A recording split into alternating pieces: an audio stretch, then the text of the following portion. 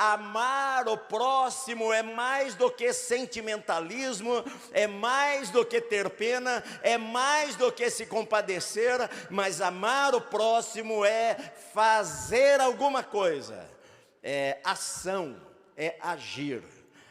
Paulo usa pela primeira vez no livro de Romanos a palavra ágape aqui.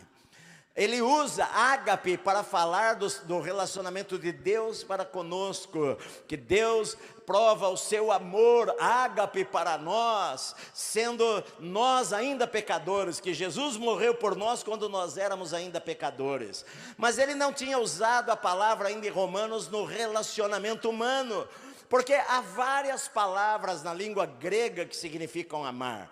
Filéu, eros, que é um amor erótico, filéu, que é um amor de pai para filho, para irmão, storne, e a palavra ágape, que significa fazer o melhor para outra pessoa. Ela sempre envolve ação. Deus amou o mundo de tal maneira que Ele deu. Este amor que Paulo está dizendo aqui é um amor que dá, é um amor sacrificial, é um amor que faz alguma coisa, é um amor que não só chora, mas estende as mãos, é que age. Então Paulo, esse texto que eu li para vocês, e até o versículo 21, há 28 mandamentos, é o capítulo do Novo Testamento que mais tem mandamentos sobre a vida cristã. Porque o que Deus fez por você, dos capítulos 1 ao 11, Jesus morreu por você, você foi justificado, você foi santificado, o Espírito Santo habita em você, você foi chamado de filho, você tem perdão dos seus pecados diante de Deus, você pode todas as coisas do Senhor. Ele diz lá em Romanos 8, ele fala o seguinte: quem é que pode nos afastar do amor de Deus? Ninguém, nem morte, nada pode nos afastar do amor de Deus. Ele fala tudo aquilo que Deus fez por nós. A partir do capítulo 12 ele vai falar sobre ação, que eu ofereci a minha vida, os meus membros do meu corpo, eu agora não ando mais conforme os padrões do mundo, eu estou transformando a minha vida pela renovação da minha mente, eu ofereci a minha vida com os dons que Deus me deu para servi-lo. E Paulo vai falar: olha, esta é a marca do cristão, estas coisas aqui. Porque muitas vezes nós falamos que somos cristãos, mas nós não vivemos como um cristão. Então Paulo vai falar como é a vida do cristão. E ele começa falando por amor. O amor seja sem hipocrisia, sem máscara. O amor seja sem fingimento. O amor seja sem você falar apenas, mas você agir e fazer alguma coisa. Porque muitas vezes nós usamos a palavra amor e a gente fala para as pessoas: olha, eu amo você. E você fala para o irmão da igreja: eu amo você. Mas você não se importa com a vida dele, se ele está bem, se ele não está bem, se ele está triste ou se não está triste, se ele está com 1000 problemas ou se ele não está com 1000 problemas. Você fala como um clichê evangélico: eu te amo, meu irmão, mas nem se importa se ele está pensando em tirar a vida dele ou enfim, se ele não tem comida na casa dele. Isso não interessa. O que interessa é a emoção de falar: eu amo você. Mas esta palavra ágape, ela significa que eu desejo fazer e passa o sentimentalismo para eu fazer alguma coisa pela sua vida. Paulo, ele vai falar no capítulo 13, ele vai falar que o amor é o cumprimento da lei. Porque se você amar a Deus com todo o teu coração, todas as tuas forças, toda a tua alma, todo o teu entendimento, toda a tua vontade, você vai querer obedecer a Deus, você vai querer honrar a Deus, você vai querer orar a Deus, você vai querer ler a palavra de Deus para conhecer a vontade de Deus. Se você amar a Deus, você vai fazer estas coisas. Se você amar o teu próximo, Você não vai ter inveja do teu próximo, você não vai mentir para o teu próximo, você não vai enganar o teu próximo, você não vai roubar o teu próximo. Ou seja, o cumprimento dos mandamentos está no amor. E o próprio Jesus, ele falou da noite lá que ele foi traído, na quinta-feira, ele falou assim para os seus discípulos: olha, amados, amei-vos uns aos outros, amem uns aos outros, olha, porque vocês serão conhecidos pelo amor, todos saberão que vocês são meus discípulos, se vocês amarem uns aos outros. Então, Jesus ele ensinou isso daí. A marca do cristão é amar as pessoas, mas o amor é fazer o melhor. Amar não é apenas uma emoção. Amar, o meu amor pelo meu filho faz com que eu corrija o meu filho quando ele erre, para que ele não vá para o mau caminho. Eu faço isto por amor. O amor não é apenas passar a mão na cabeça e deixar que alguém caia no abismo, e eu falar: não, eu amo tanto esta pessoa, mas se eu deixar que ele caia no abismo, mostra que eu não amo, na verdade. Então, Paulo está dizendo: o amor seja sem hipocrisia. Não adianta você falar e não fazer. Não adianta você falar: minha esposa, eu amo a minha esposa, e não fazer nada por ela, e maltratá-la. Então isto não é amor, isto é apenas às vezes uma emoção momentânea, mas o amor é atitude. Porque até Judas beijou a Jesus. E quando Judas foi trair a Jesus e veio para beijá-lo, e Jesus falou para ele: Judas, com um beijo você trai o Filho do Homem? Isso não é amor. O amor seja sem máscara.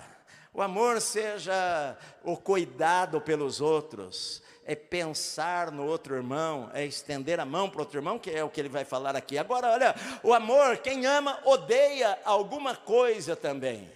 Porque ele diz assim em seguida: odeiem o mal, odeiem o mal. Quem ama, odeia o mal. Ao mesmo tempo que você ama a Deus, que você ama as pessoas, você odeia às vezes as coisas que não são boas. Você odeia o pecado, você odeia as injustiças, você odeia coisas na sua vida. Tem gente que pensa que cristão é só amor, que cristão não se ira com nada. Mas a Bíblia diz assim, em Provérbios, há 7 coisas que o Senhor odeia. O Senhor odeia a soberba, o Senhor odeia o orgulho, o Senhor odeia o caminho mau, o Senhor odeia quem trai o seu irmão. Atitudes, Deus odeia aquelas atitudes lá. A Bíblia diz em Provérbios 8:13, o temor do Senhor consiste em odiar o mal. Então nós temos que ser pessoas que brigam pelo bem, como Paulo fala aqui, olha, apeguem-se ao bem, odeiem o que é mal, odeiem o que é ruim, odeiem, se afaste daquilo lá, não tolere, é a palavra que ele fala, olha, não tolere as coisas ruins. Sabe por quê? Porque a gente vive num mundo em que, se você não tomar cuidado, você tolera todas as coisas. Como Jó, que foi morar lá próximo à cidade de Sodoma, e daqui a pouquinho, é aquele negócio, ele está lá próximo de Sodoma, armou as suas tendas lá, e ele olha para cá, olha para lá, ele vê os habitantes da cidade, e segundo Gênesis, ele vai se aproximando da cidade, e quando a gente encontra Ló no capítulo 19 de Gênesis, ele está à porta da cidade, ele é um dos juízes da cidade, porque aquilo que não o incomodava, o que o incomodava, o hábito de ver aquilo e de tolerar aquilo, faz com que ele ache, ele começa a achar que aquilo não é tão mal assim. Muitas pessoas ficam frustradas na vida e perdem a esperança, e algumas delas até chegam a se suicidar porque algo aconteceu com a vida delas, ou o casamento terminou, o que seja, e elas perdem a esperança. E às vezes as pessoas perdem a esperança porque os olhos delas estão demasiadamente colocadas nas coisas da terra, ao invés de colocar em Deus. Não importa o que acontecer com você, se você olhar para Deus, Deus vai encher o teu coração de esperança. Eu tenho esperança em meu coração. A Bíblia fala lá em Lamentações, eu quero trazer à memória aquilo que pode me dar esperança. Eu quero encher a minha mente com coisas que podem me dar esperança. Meu amado, este mundo vai de mal a pior. Não pense que este mundo vai ficar um paraíso. Não pense que você vai conseguir transformar esta terra no céu, porque isso não vai acontecer. Nossa esperança está além das coisas desta vida aqui. A esperança está além disto. Mas a Bíblia diz, seja paciente, ao invés de você reclamar, ao invés de você murmurar, ao invés de você levantar as mãos contra Deus, seja paciente, porque como eu sempre falo, nenhuma dor é para sempre, meu amado, nenhuma dor é para sempre. Tem horas que a gente tem que parar de chorar, de reclamar, de confiar em Deus e falar, Senhor, eu confio no Senhor, eu não estou enxergando nada, eu não estou enxergando uma saída, eu não estou enxergando um caminho, a tribulação sobre a minha vida está muito grande, eu não enxergo nada, mas eu vou ser paciente, porque eu sei que na hora certa o Senhor vai vir, é o que Jó falou, eu sei que o meu Redentor vive e por fim vai se levantar sobre a terra. Eu sei, então, meu amado, seja paciente no meio das tribulações, e na oração, perseverante, persevere na oração, persevere, não desanime. Você não viu ainda? Não tem problema, nós não vivemos pelo que nós vemos, nós oramos e perseveramos.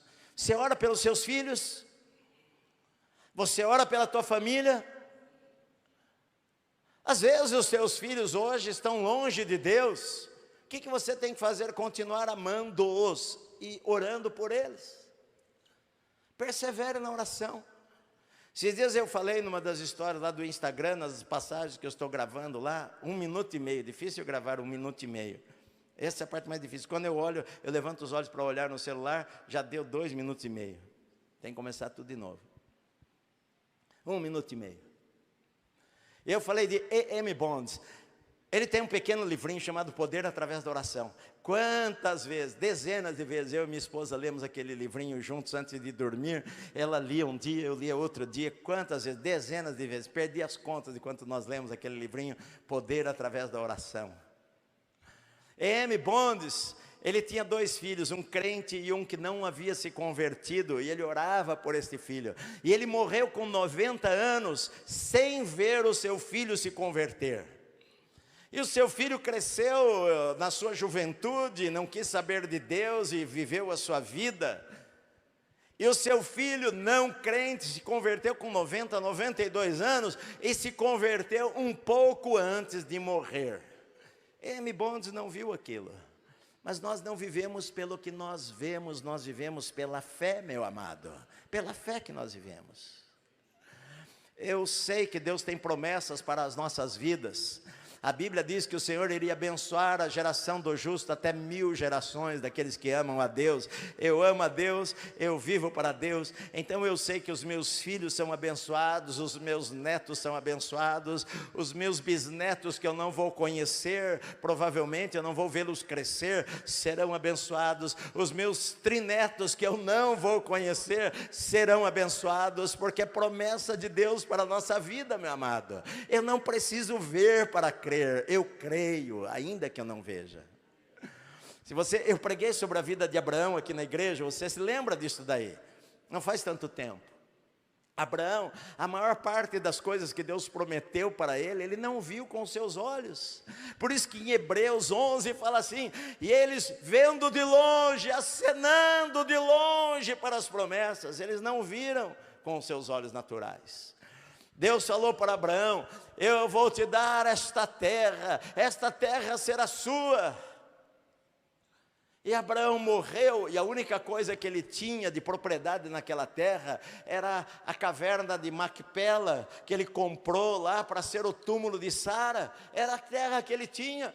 Deus falou para ele, Abraão, a sua descendência será numerosa na terra, saia da tua tenda, olhe para o céu, conte as estrelas se você puder. E Abraão saiu, e você pode imaginar no deserto, sem nuvens, o céu, milhões de estrelas, e a Bíblia diz que Abraão creu em Deus, e isto foi atribuído a ele como justiça.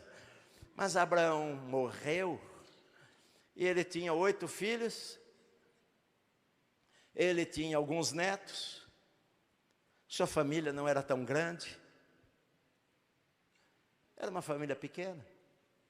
Ele não viu isso daí, ele não viu milhares de descendentes dele, ele não viu uma nação que enchia como se fossem milhares de estrelas nos céus.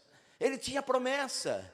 A Bíblia diz lá em Hebreus, e eles acenando de longe, crendo no seu coração, embora com os olhos naturais eles não tivessem visto aquilo, meu amado. Muitas coisas que Deus promete para nós, nós não vamos ver, talvez nós vamos morrer antes delas acontecerem, mas eu estou certo que Deus jamais falha nas coisas que Ele promete. Se Ele falou, Ele vai fazer. Por isso que eu durmo em paz no meu coração, porque Deus prometeu.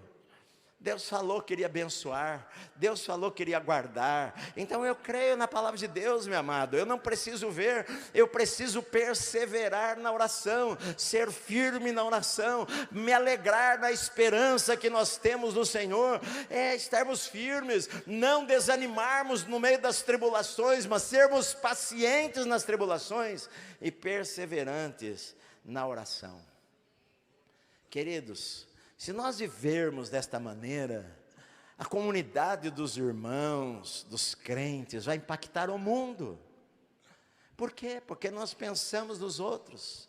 Nosso amor é não fingido, nós odiamos o que é mal e nós amamos e nos apegamos ao que é certo, ao que é bom. Nós não somos preguiçosos no nosso zelo, mas nós amamos com um amor fraternal os nossos irmãos. Nós não amamos de uma maneira hipócrita. Nós somos fervorosos de espírito em servir ao Senhor. Eu falei para os irmãos hoje no culto de manhã, eu vim para cá, eu vim cedo para a igreja, eu vim para cá, cheguei aqui, era umas 4 horas, estava chovendo, 4 horas da manhã, e eu sei que tem alguma balada por aqui por perto, eu não sei onde é, mas eu estou aqui às vezes no escritório, de madrugada, e eu ouço música, às vezes eu venho orar no corredor, eu e a Xerri, que é crente, e ora de madrugada. Eu vou lá no estacionamento, às vezes orar lá, a Xerri vai atrás de mim, eu vou lá para o canto, ela vai lá para o canto, eu vou lá para o outro lado, ela vai lá para o outro lado, eu fico só com o meu celular aceso, a luzinha, no escuridão, corredor tudo escuro, às vezes eu aponto para lá está a Xerri lá atrás de mim, crente, aliás nem vi ela hoje, crente. Aí eu vou lá orar, eu chego cedo e eu ouço o barulho de alguma balada, alguma coisa que tem por aqui, por perto, música tocando, pessoas gritando, falando, tal. Eu já estava chegando, eu vim na rua, eu faço a voltinha ali perto da igreja, ali vinha vindo, e tinha 3 moças e um rapaz andando no meio da chuva. Uma delas estava assim meio cambaleando, assim, acho que tinha bebido bastante, as outras 3 estavam atrás, e com o rapaz, eu nem vi o rosto deles, mas eu vi essas pessoas com os sapatos na mão e andando no meio da chuva, aquela chuvarada de madrugada, e estavam lá se dedicando àquilo que elas amam fazer. E o nosso zelo? E o nosso zelo? Às vezes eu penso que crente é de açúcar. Só quando tiver um dia maravilhoso que eles vão para a igreja. Maravilhoso assim, que não esteja chovendo, que não esteja frio, porque frio demais a gente pode ficar com um resfriado, nem muito quente, que esteja uma temperatura agradável. Queridos, eu sei, eu não quero de jeito algum ofender você, mas dê o melhor para Deus sempre na sua vida, sempre na sua vida, sempre. Você for ofertar, dê o melhor para Deus, dê o melhor do teu tempo para Deus, separe logo de manhã, você acorda, a primeira coisa, falar com Deus, antes de você falar no telefone celular, antes de você falar com as pessoas da sua casa, no café, a primeira coisa, saia do seu quarto, ajoelhe em qualquer canto da sua casa, e comece o seu dia falando com Deus, e termine o seu dia falando com Deus. Seja zeloso pelas coisas de Deus, seja zeloso pela casa de Deus. Se você vê que está precisando fazer alguma coisa, vá lá e faça, meu amado. Ao invés de você reclamar que tem papel no chão, vá lá e pegue. Deus está vendo a nossa atitude que nós tomamos na nossa vida. Então, Paulo está dizendo algumas coisas que o cristão deve fazer. E esta parte desta lista está falando conosco. A semana que vem eu vou falar como nós agimos diante dos que nos perseguem, dos nossos inimigos, que Paulo vai falar aqui. Como que nós agimos? E essa é duro. Porque de vez em quando tenho vontade de esganar uns. Hoje eu estava com uma dor forte, com vontade de vomitar. Eu não sou de vomitar, mas vontade de vomitar, tanta dor. E justo naquela hora, uma dor, assim, dirigindo assim na rua. Sempre tem um santo que vai a 30 por hora na nossa frente. Eu ali só louvando o Senhor, me ajuda. Aí você sai daquele lá, chega um outro lá que está 25. Você precisa ir logo. E aí olha lá, pronto-socorro, 20 minutos para chegar lá. Eu tenho 20 minutos para chegar lá. E aí depois ainda vai demorar, porque o médico tem que conversar, tem que fazer isso e aquilo, vai pegar remédio, enfim. Queridos, em todas estas coisas é que Deus vai querer moldar a nossa vida. Aquele que começou a boa obra, Ele vai aperfeiçoando a nossa vida, Ele vai mudando a nossa vida, vai mudando o nosso caráter. Todos nós, eu e você, temos coisas em nossa vida que Deus está trabalhando e vai trabalhar. E a marca da nossa vida é o amor aos irmãos, é o amor às pessoas. Eu vi um videozinho em que um cara, uma moto entra na frente do carro assim, fechou, cara. Sem querer. E o carro do lado abriu o vidro, começou a xingar, gritou com o cara da moto. E o cara da moto falou: Senhor, me perdoa, me desculpa, foi sem querer, me perdoa, por favor. E o cara do carro já quebrou ele, pegou e foi embora. Se o cara da moto também reclama com ele, sai uma briga desnecessária. E a gente tem que aprender como nós devemos agir. Às vezes é duro isso daí. Que alguém fala uma coisa para nós, a gente quer brigar, quer reclamar dele, você não viu isso e aquilo. Eu até contei para vocês uma vez, né? Eu ganhei um carro do irmão, tinha acabado de tirar a carta. Aí eu olho da janela do prédio, o irmão tocou a campainha lá no prédio, o irmão lá, subiu no apartamento, falou: pastor, dá uma olhada na janela. Tinha um carro lá. Ele falou assim: eu comprei esse carro aqui e eu queria dar para você de presente. Amém. Eu tinha acabado de tirar a carta. Barbeiro, que não sei o que, né? Você precisava colocar o adesivo lá, paciência, né? Comigo. Aí eu peguei uma subidona perto da nossa igreja, lá na Lapa, que eu era pastor, uma subida assim. E eu com o meu carro lá, né? Ali, né? Segurando, ficava com torcicolo de olhar para todo lado. Aí o cara para do meu lado dando risada. E eu achei que ele estava tirando uma com a minha cara. E eu fiquei bravo. Eu abri o vidro assim, que eu ia falar para ele: o que foi? Você estava dando risada de mim? A hora que eu abri o vidro assim, o cara falou: paz do Senhor, meu pastor, como é que você vai? Oh, glória a Deus, irmão. Abri o vidro e ia te falar que eu te amo, né?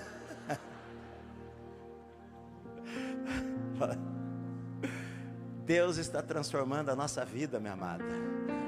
Nós temos que amar os nossos irmãos, nós temos que ser pacientes. Você está passando por tribulação, seja paciente na tribulação, se alegre na esperança, persevere na oração, que a vitória é nossa, em nome do Senhor Jesus. Amém, meu querido?